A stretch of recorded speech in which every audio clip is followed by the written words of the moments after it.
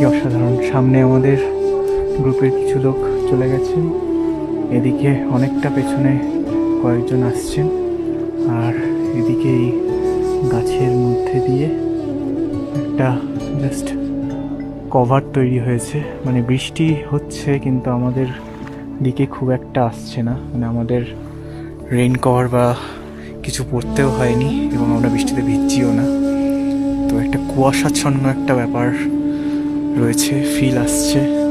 চারিদিকে 3 ধরনের ফুলের গাছ দেখছি, এরকম জঙ্গলের মধ্যে শাখা প্রশাখা নিয়ে বিভিন্ন জংলি গাছ রয়েছে, যেগুলো একটা আমাদের মেঘ আর বৃষ্টি নিয়ে একটা স্মোগি একটা পরিবেশ তৈরি হয়েছে, যেটা পুরোটাই জঙ্গলের রূপ বদলে দিয়েছে।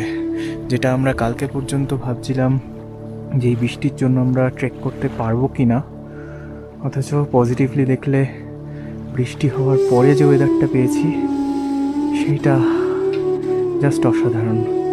মানে গ্রিনারির যে গ্রেডেশন ওটা অনেক বেশি বাড়িয়ে দেওয়া হয়েছে।